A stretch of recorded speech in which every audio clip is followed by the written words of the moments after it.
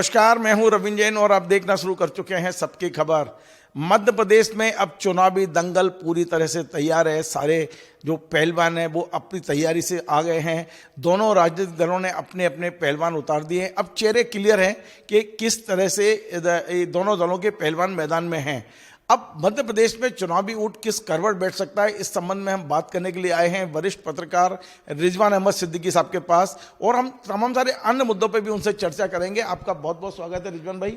रिजवान भाई, मध्य प्रदेश में आप पिछले 3-4 चुनाव को कवर करते रहे हैं। इस बार कुछ चुनाव मुझे अलग हटके लग रहा है, क्योंकि ऐसा लग रहा है कि मतदाता बिल्कुल साइलेंट हो गया है, चुप हो गया है। एक जो उत्साह अंदर से होता है वो दिखाई नहीं दे रहा है, और जब मतदाता साइलेंट हो जाता है और उत्साह खत्म हो जाता है तो परिणाम क्या होते हैं, ये हम आपसे समझना चाहते हैं। धन्यवाद रविंद्र भाई।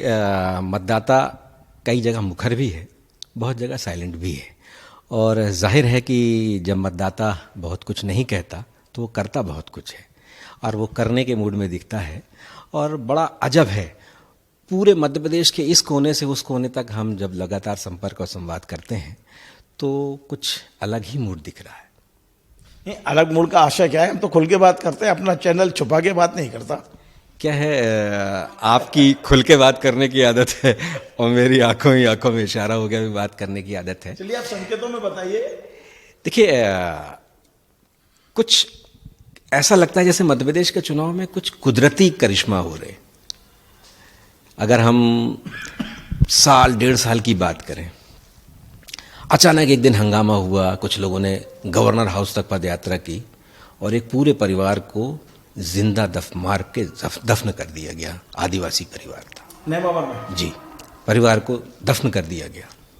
जाहिर है जब इस तरह की घटना होती है और उसको सत्ता पक्ष से जोड़ा गया, फिर सत्ता पक्ष ने उसका इतिहास बताया कि वो पुराना कांग्रेसी था लेकिन वर्तमान में भाजपा का है, जैसी बहुत ढेर सारी चीज़ें सरकार को बैकफुट में लाती हैं ऐसी चीज़ें। और ये एक बार नहीं, अनेक बार। मध्य प्रदेश का इतिहास है, बहुत दंगे नहीं होते। मध्य प्रदेश में कई दंगे भी हो गए, बुलडोजर चले, फिर फॉरेस्ट में एक घटना हो गई, शिकारियों ने पुलिसकर्मियों की हत्या कर दी। फिर लगातार अगर हम चलते जाएं तो फिर एक भारतीय जनता पार्टी के विधायक के प्रतिनिधि ने पेशाब कर दिया। क्या संकेत है ये? जब तक सरकार एक डैमेज कंट्रोल करती थी तब तक दूसरी चीजें हो जाती थी। तो हम क्या माने कि कुछ ना कुछ ईश्वरी कारण है। भाई 50 जिले, 9 करोड़ पॉपुलेशन, तो ये घटनाएं कौन रोक पाएगा? और हमसे ज्यादा घटनाएं तो दूसरे राज्यों में होती हैं। ऐसी घटनाएं, हाँ, इन घटनाओं के बाद यदि सरकार कुछ नहीं करती है तो दोष दिया जा सकता है, लेकिन हमने देखा है पेशाब कांड के बाद मुख्यमंत्री ने पैर धोए, और वो जो आपने जंगल वाली बात बताई उसके बाद में एनकाउंटर कर दिया सभी आरोपियों का सरकार ने। तो सरकार तो काम कर रही है। मैं टोकना चाहता हूँ, इसमें सभी का एनकाउंटर नहीं हुआ, एसपी को हटाना तक पड़ा इस बात से। एसपी नहीं, आईजी हटाए गए थे, एसपी बाद में हटे। हाँ, हटाना भी पड़ा इसलिए। लेकिन सरकार ने कार्रवाई की, सरकार कार्रवाई करती हुई दिखी।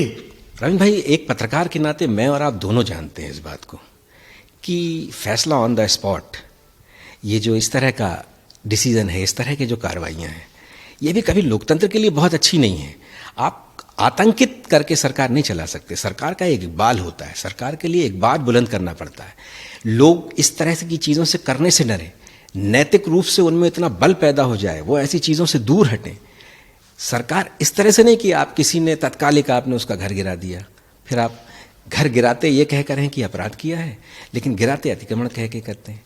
तो क्या अदालतें इसीलिए थीं? लोकतंत्र में जो 4 स्तंभ, 3 स्तंभ जो हैं, एक तो हम हैं, अब हम कहाँ बचे हैं ये भी हम आप जानते हैं, लेकिन जो 3 स्तंभ हैं जिनकी हमारे संविधान में व्यवस्था है बाकायदा, अगर उनके अपने अपने काम कोई एक ही करने लगेगा तो क्या व्यवस्था निरंकुश नहीं होती? और क्या ऐसी चीज़ों से कोई चीज़ रुकती है? अभी उज्जैन की बात कर लें हम, उस बच्ची के साथ जो कुछ भी हुआ, हमारी शर्म नहीं, हमें लज्जा। इसके लिए सरकारें कहाँ दोषी हैं? ये तो व्यवस्था, समाज दोषी है। समाज को सुधारने की जिम्मेदारी समाज की है। मैं यही कह रहा हूं कि सरकार इसके लिए बिल्कुल जिम्मेदार नहीं है डायरेक्ट रूप से, लेकिन अगर हम देखें समाज में जागरूकता कौन लाएगा, समाज में वैमनस्यता कौन खत्म करेगा, समाज में कानून के प्रति उस तरह का एक जो कानून के प्रति भय होना चाहिए, कानून के प्रति सम्मान होना एक बात चाहिए। बताइए, किस राज्य में ऐसा नहीं हो रहा है और किस सरकार में ऐसा नहीं हुआ? एक व्यक्ति को दोष देना या एक पार्टी को दोष देना या एक सरकार को दोष देने से तो हम नहीं बच सकते। सरकार, पूरे देश में 26 राज्य हैं, किस राज्य में ऐसा नहीं हो रहा है जो हम मध्य प्रदेश को इस मामले में अलग से दोषी ठहराएं? हम मध्य प्रदेश को कतई दोषी नहीं ठहरा रहे, और लेकिन हम और आप, तकरीबन 35 बरस मुझे हो रहा है, उससे भी ज़्यादा बरस हो गए हैं आपको। क्या मध्य प्रदेश में अगर हम बात करें नक्सलवाद की, मध्य प्रदेश में अगर हम बात करें डाकुओं की, ये तो था, लेकिन मध्य प्रदेश में क्या आम आदमी में इतना आपराधिक वो था? क्या इस तरह का आपराधिक विमर्श था? क्या संगठित होकर जमीनों पे कब्जा? भाई, जितने मुद्दे आप बता रहे हैं ना, ये मैं पूरे मध्य प्रदेश के लगभग आप ये मान के चलें 50 विधानसभा क्षेत्र में घूम के आया हूं, एक भी मुद्दा इस पे काम नहीं कर रहा। जो मुद्दे इस समय हमें दिखाई दे रहे हैं वो मुद्दे विपक्ष की ओर से दिखाई दे रहे हैं या पब्लिक की ओर से दिखाई दे रहे हैं। और रोजगार का मुद्दा, व्यापम का मुद्दा, लोगों पे जो परीक्षाएं हो रही हैं उनमें जो घोटाले हो रहे हैं उनका मुद्दा, वो बात हो रही है। ये तमाम सारी ऐसी चीजें हैं जो, और दूसरी ओर सरकार की ओर से हो रही है। लाडली बहना हमने दे दी आपको, हमने आपको लाडली कन्या योजना दे दी है। बच्ची की शादी होती है तो हम इतने पैसे दे रहे हैं, वो अपनी योजनाएं गिना रहे हैं। वो कह रहे हैं कि हमने बिजली का प्रोडक्शन इतना बढ़ा दिया है, पानी आपके घर में नल से पहुंच रहा है, सड़कें ऐसी बन गई कि आप फर्राटे भर रहे हैं। तो ये दोनों मुद्दे हैं इस समय, और निश्चित तौर पे यही मुद्दे इस समय काम कर रहे हैं। जो आप कह रहे हैं वो मुद्दों की चर्चा ही नहीं है। बिल्कुल, मैं आपकी इस बात से इत्तेफाक रखता हूं, लेकिन धारणा बनाने के लिए बहुत ढेर सारी चीजें सहायक होती हैं। सरकार के प्रति एक धारणा, पार्टी के प्रति एक धारणा, विपक्ष के प्रति एक धारणा जो है, वो ऐसी बहुत ढेर सारे कारक होते हैं उसमें, जिनके हम जिक्र कर रहे हैं। मैंने कहा ना कि कुदरत ने पता नहीं क्या माहौल बनाया, कुदरती है कुछ चीज़ें, मगर वो नेमावर से अगर हम अभी तक आ जाएं, उस बच्ची, उज्जैन की बच्ची तक अगर हम आ जाएं, और अभी भी बहुत ढेर सारी चीज़ें, अब वो किसी की सीडी सामने आ गई, रिकॉर्डिंग सामने आ गई, उसके पहले कुछ हुआ था वो सामने आ गया। तो ये जो चीज़ें हैं, कैलाश विजयवर्गीय कुछ कहते हुए उन्होंने अपने एफिडेविट में वो उन चीज़ों का उल्लेख नहीं किया। मुझे तो लगता है एक अखबार उनके खिलाफ लगाया गया है। बाकी कई एफिडेविट हैं, आप देखिए उनका सुरेंद्र पटवा का 157 केस है, उन्होंने केवल 50 केस बताए हैं, 107 केस छुपा लिए हैं, लेकिन उस पर कोई अखबार नहीं लिख रहा। सुरेंद्र पटवा उतने बड़े नेता नहीं है, और सुरेंद्र पटवा के बारे में, पूर्व मुख्यमंत्री का बेटा है और आप कह रहे हो कि बड़े नेता नहीं है। सुरेंद्र पटवा के बारे में बहुत कुछ, इसलिए कि वो कर्ज से सर से पैर तक, नेता बड़ा हो या छोटा हो, यदि आपने नामांकन में कोई चीज छुपाई है तो आप समान तरह से दोषी हैं उसके लिए। पर मीडिया इस तरह की जो भूमिका निभा रहा है कि हमें इसको टारगेट करना है, उसको टारगेट नहीं करना है, तो ये भी तो उचित नहीं है ना। इसे तो मीडिया का साहस ही कहा जाएगा। कैलाश विजयवर्गीय जैसे एक बड़े नेता, साहस नहीं है, एक अखबार ने सुपारी ले रखी है, इसमें साहस की कोई बात नहीं है। हाँ, बिल्कुल, इस तरह से भी, मतलब कान कहीं से भी पकड़ा जाए, लेकिन वो एक मीडिया एक काम कर रहा है। और अब मैं और आप बहुत नज़दीक से सत्ता के गलियानों को जानते हैं। भारतीय जनता पार्टी की गुटबाजी, उसका तो अब कोई जवाब नहीं है। मुझे नहीं लगता कि मध्य प्रदेश में जिस तरह की गुटबाजी भारतीय जनता पार्टी में पूरे देश में कहीं होगी। कांग्रेस को हम गुटबाजियों के लिए हमेशा घेरते रहे हैं, लेकिन लगता है इस बार तो भारतीय जनता पार्टी की गुटबाजी उससे का भी रिकॉर्ड तोड़ देगी। तो जाहिर है इस तरह की चीज़ें जो हैं। आप मुझे बताइए, इस समय भारतीय जनता पार्टी अटल जी की पार्टी, अडवाणी की पार्टी नहीं है, नरेंद्र मोदी और अमित शाह की है। यहाँ अच्छे अच्छे लोगों को ठिकाने लगा दिया जाता है, तो ये गुटबाजी कहाँ लग रही है?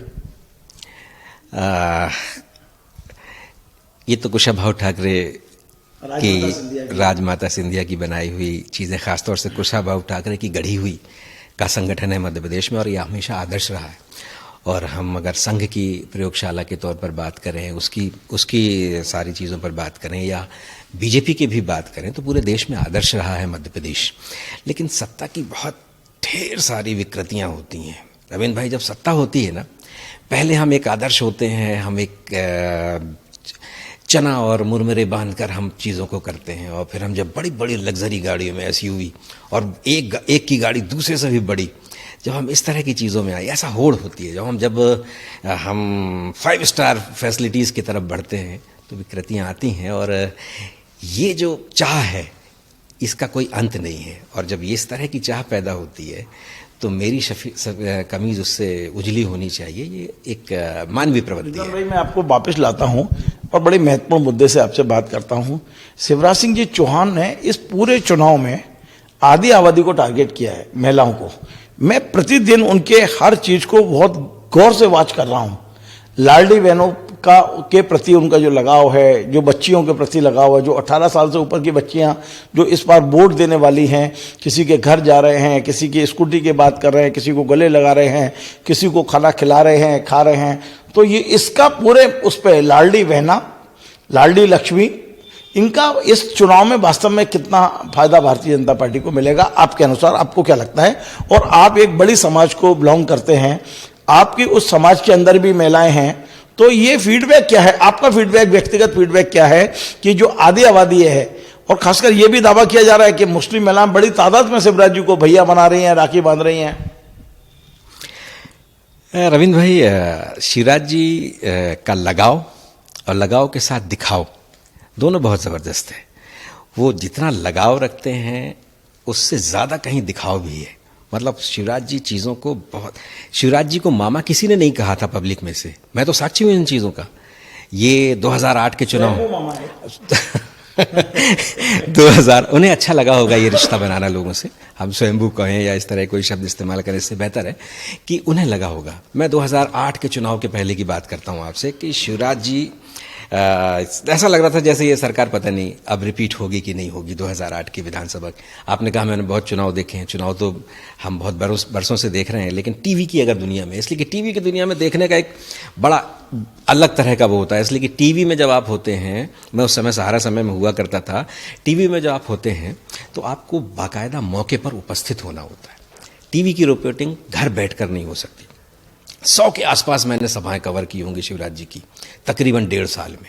शिवराज जी जो बोलते थे आगे पीछे हो सकता है, लेकिन गजब याददाश्त उनकी, और वो उसको वही बातें हर जगह बताते थे। और बहुत ही लोग तो ये कहते थे कि वो कैसेट बजती है, कैसेट नंबर 3, कैसेट नंबर 2, हाँ। उन्हें याद हो गए थे सारे भाषण। उस जो वो बोलते थे उस वो धारा प्रवाह बोलते थे क्योंकि उन्हें कंटेस्ट कर लिया, पैरा आगे पीछे होता था। और हमारे साथ बहुत कठिनाई होती थी, हमको बहुत मुश्किल होता था कि यार 1.5 साल पहले भी हमने इस पर खबर बनाई। आप मूल मुद्दे पे आइए। आप महिलाओं का मुद्दा कितना असर है, मैं इसको आगे ले जा रहा हूँ, तो आपकी बात पर ही ले जा रहा हूँ। तो हमारे सामने बड़ी चुनौती होती थी, तो हम उस टाइम क्या करते थे, हम पब्लिक के बीच में घुस जाते थे। जो वो कुछ कह के जाते थे उस बारे में हम पब्लिक से बात करते थे, तभी हम खबर बना पाते थे। इसलिए कि टीवी में खबर लिख कर नहीं होती, लिखने के साथ साथ दिख कर भी होती है। जो दिखता है वही आगे बढ़ता है। तो शिवराज जी को ये आता है, और वही दौर है कि शिवराज जी ने मंच से अपने आप को मामा कहना शुरू किया। और मुझे लगता है कि शायद मैं साक्षी हूँ उस पहले भाषण का जिसमें शिवराज जी ने अपने आप को मामा कहा, और वो मामा उन्होंने लगातार कहा। और धीरे धीरे पब्लिक में एक अपील पब्लिक से भी होने लगी, कुछ लोगों ने उन्हें मामा कहना शुरू किया, और फिर धीरे धीरे वो एक तरह से मध्य प्रदेश में मामा की भूमिका में आ गए। लेकिन कोई आदमी मामा के बाद नाना बनता है, शिवराज जी भैया बन गए, ये बड़ा जबरदस्त है। तो वो तो यंग हो गए और ज्यादा जवानी आ गई, ये बड़ा जबरदस्त है, रिवर्स गियर लग गया। अब शिवराज जी भैया हो गए। पहले लाडली लक्ष्मी थी तो मामा थे, अब लाडली बहना है तो भाई होगा, सगे भाई। इसका असर क्या है? जबरदस्त कहते हैं सगा। असर क्या है? तो मैं कह रहा हूँ सगा भाई, और जब सगा भाई है तो उससे दगा करना बड़ा मुश्किल होता है। तो वो इस भाव से आगे चल रहे हैं। लेकिन अगर हम पीछे बात करें, ढेर सारे जो मीडिया रिपोर्ट्स आ रही थी, जो सर्वेक्षण हो रहा था, उसमें शिवराज जी के बारे में ये था कि इनकी एंटी इनकम्बेंसी बहुत है, इन्हें बदल दो। 1 साल पहले से, 1.5 साल पहले से ये बातें लगातार होती रहीं। बीजेपी के कार्यकर्ताओं के अंदर से ये बात उठती थी, मीडिया के कुछ लोगों के से, इसलिए कि इस बार शिवराज जी बदले हुए रूप में थे। उन्होंने संवाद बंद कर दिया था, खासतौर से मीडिया के लोगों से मिलना जुलना तक बंद कर दिया था। कुछ कोरोना की मजबूरियां थी, कुछ और भी चीज़ें थी, जो भी थी उन्होंने बंद कर दिया था। तो लोगों के बीच में एक उनकी एंटी इनकम्बेंसी जैसी होने लगी थी। लेकिन जैसे वो लाडली लक्ष्मी लेकर आए तो ग्राफ आगे बढ़ा। आज हम मुकाबले की बात करते हैं तो ये ग्राफ उस लाडली लक्ष्मी की वजह से ही बढ़ा। मास्टर स्ट्रोक, इस तरह की बातें होने लगीं। कुछ मीडिया जगत में भी, मीडिया हम कैसे काम कर रहे हैं आजकल ये आप बेहतर जानते हैं, तो मीडिया में भी इस बात को मास्टर स्ट्रोक की तरह पेश किया गया। लेकिन हमारा समाज कई तरह के कई हिस्सों में बटा हुआ है। मैं मध्य प्रदेश के समाज की बात कर रहा हूँ। तो जाहिर है सारे लोगों को लाडली लक्ष्मी का लाभ नहीं मिल सकता, और जब लाडली लक्ष्मी का लाभ आपको देना होता है तो जो वृद्धावस्था पेंशन है और बहुत तरह की चीज़ें हैं वो कहीं ना कहीं इग्नोर होती है, वो पिछड़ती है। तो कुछ असर वो, दूसरा ये कि हर वर्ग की महिलाएं हैं उसमें, तो उनमें कितनी अपील होगी, उनमें कितनी चीज़ें होंगी, ये शिवराज जी के सामने सबसे बड़ी चुनौती है। और यही सबसे बड़ा यक्ष प्रश्न है आज भी कि क्या 1.25 करोड़ जो महिलाओं का दावा हो रहा है, क्या वो 1.25 करोड़ उस तरफ जाएंगी तो फिर तो कोई बात ही नहीं है, क्लीन स्वीप है। लेकिन क्या 1.25 करोड़ जाती हैं? नहीं जाती। तो जाहिर है सबकी अपनी अपनी परिस्थितियां हैं, सब अपने अपने हिसाब से निर्णय लेंगे, और चुनाव बहुत शबाब पर है, धीरे धीरे और शबाब पे आने वाला है। आपने उस वर्ग की बात की जिस वर्ग को मैं बिलोंग करता हूँ, लेकिन रविंद्र भाई, मैं, आप या हमारे जैसे पत्रकार, हम किन्हीं वर्गों की सीमा में कभी नहीं रहे। लेकिन मैंने वर्गों की सीमा में नहीं बांधा है, क्योंकि मैं जिस परिवार में रहता हूं तो मुझे उस परिवार की जानकारी रहती है। आगे बढ़कर बात कह रहा हूं, हमने अपने आप को कभी वर्गों में नहीं बांधा, लेकिन हम समाज के निकट रहते हैं, समाज में रहते हैं, तो हम सबके मनोविज्ञान को अपने ढंग से समझना चाहते हैं, और जहां जिस उसमें आप रहते हैं वो उसमें हम और बेहतर चीज़ों को समझते हैं। बीजेपी ने तय कर लिया है मुसलमानों से कोई संवाद नहीं रखना, कोई संपर्क नहीं रखना, उनको टिकट नहीं देना, इनका वोट भी नहीं चाहिए। और वो एक असम के मुख्यमंत्री तो आके बार बार कहते हैं कि मियाँ 10 साल हमको मियाँ का नहीं चाहिए, वो हमारे जिंदाबाद लगाते रहें, लेकिन हमको उनका वोट नहीं चाहिए। तो जब बीजेपी का एजेंडा ही इस स्टाइल का है, इस तरह का है, तो वो आपको वोट देना भी चाहे तो कहाँ दे, कैसे दे। दूसरा, एक अगर मैं लोकल भाषा में कहूँ कि वो अग्नि परीक्षा है उसके लिए बहुत चुनौती है, उस पर आप विश्वास नहीं करते। वो दूसरे जो थोड़ा बहुत कहीं ना कहीं उसकी बात करते हैं, वो भी उसके बहुत खास उसके साथ नहीं, लेकिन जो थोड़ी बहुत उसकी बात करते हैं, थोड़ा बहुत तो कहीं ना कहीं सम्मान देते हैं। उन्हें ये तो मानते हैं कि हिंदू मुस्लिम सिख ईसाई आपस में भाई भाई टाइप की बातें वो करते हैं। वो क्या दे रहे हैं, आज़ादी के इतने बरस में क्या मिला है, एक अलग चीज़ है, लेकिन कम से कम उनको उतना एक प्रिविलेज, इतना सम्मान है, तो वो कहीं ना कहीं एक असमंजस में है, दोराहे पे है। वो बीजेपी को बहुत लंबे समय से वोट करना चाहता है, लेकिन क्या बीजेपी उससे वोट लेना चाहती है? बीजेपी अगर उससे वोट लेने, प्रधानमंत्री ने कोशिश भी की थी, पसमानदा मुसलमानों का जिक्र किया और बहुत ढेर सारी चीज़ें की, ग्राउंड में नहीं उतरा। प्रधानमंत्री ने तो ये तक कहा कि हमको वो वोट नहीं दें, लेकिन हम उन्हें गले लगाएं, आगे बढ़ें, भले वो हमको वोट ना दें, हम वोट की लालच से नहीं जाए। लेकिन क्या ये आगे बढ़ा? क्या उनका जो संदेश है वो नीचे तक उतरा? ये बहुत ढेर सारे सवाल हैं, और जाहिर है कि ये संदेश उनका नीचे तक नहीं उतर पाया। जब नहीं उतर पाया तो वो वर्ग आज भी असमंजस में है। आप उससे वोट लेना ही नहीं चाहते, उसको ये लगता है, उसकी ये धारणा दूर करनी पड़ेगी, उसके मन में आपको विश्वास पैदा करना पड़ेगा। बुलडोज़र के आतंक से उसको अपने साथ करने से बेहतर, या उसको एक साइड आइसोलेट कर देने से बेहतर ये है कि आप उसको मुख्य धारा में अपने साथ लीजिए। और वो एक बहुत बड़ी आबादी है, एक बहुत बड़ी आबादी है। बड़ी आबादी, मैं उसको ये मान लेता हूँ वो पैर की उंगली की हैसियत है उसकी देश में। अगर मैं ये भी मान लूँ तो क्या पैर की उंगली, कोई अच्छी खासी उंगली कोई काट के अलग कर सकता है? नहीं कर सकता। मान लीजिए खुदा न खास्ता उसमें कैंसर भी हो जाए उसको, तो उसको इलाज करने की कोशिश की जाएगी कि या उसे आइसोलेट कर दिया जाएगा, बिल्कुल बाहर कर दिया।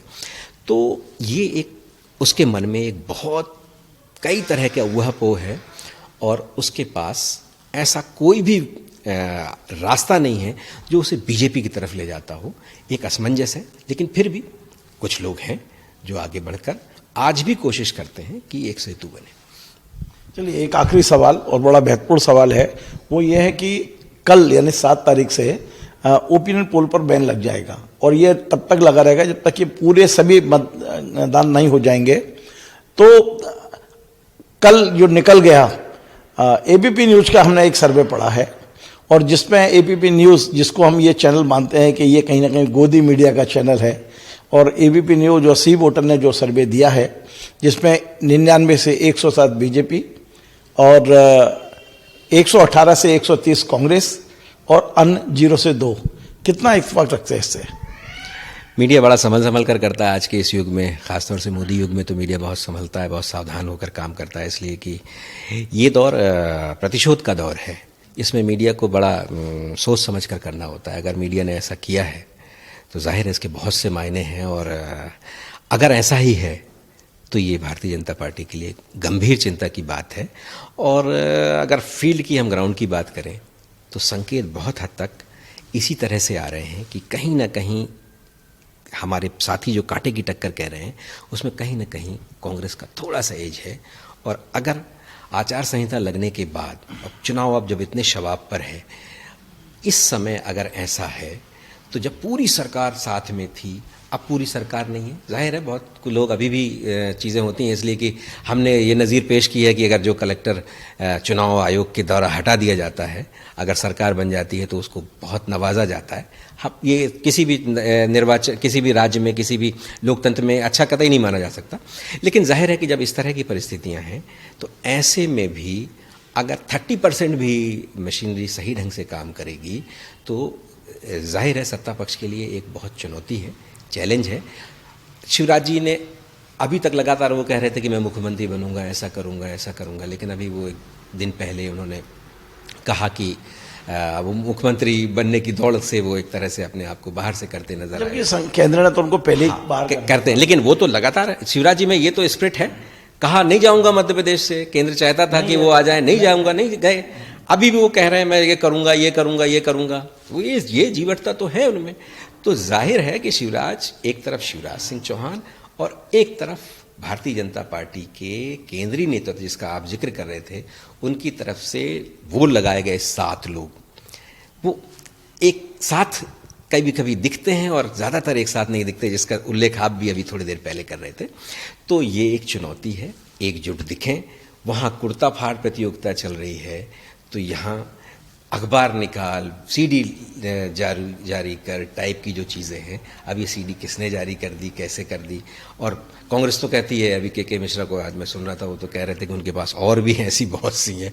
तो ये जो चीज़ें हैं, चुनाव कहाँ जा रहा है, कैसे जा रहा है, ये एक बड़ी चुनौती है। लेकिन अभी ये कहना हमारे लिए उचित नहीं है, इसलिए कि अभी आप मेरे वर्ग की बात कर रहे थे, हमारे लिए उचित नहीं है, इसलिए कि हम पत्रकारों को भी अब आदमी वर्ग, धर्म, संप्रदाय के हिसाब से देखता है, तो हमारे लिए कहना उचित नहीं है कि कौन जीतेगा। लेकिन ये पब्लिक है, सब जानती है। चलिए, बहुत बहुत धन्यवाद। ये थे रिजवान अहमद सिद्दीकी, वरिष्ठ पत्रकार। इशारों में बहुत सारी बात कह दी, कुछ बातें स्पष्ट, लेकिन कई बातें इशारों में कही है। उन्होंने ये कहा, जरूर कहा है कि इस बार चुनावी ऊंट कांग्रेस की ओर बैठने वाला है। ये सीधा सीधा इशारा है। आपको हमारा ये कार्यक्रम पसंद आए, इसे शेयर करें, लाइक करें, कमेंट करें और आपसे बार बार निवेदन है हमारे चैनल को सब्सक्राइब अवश्य करें। धन्यवाद।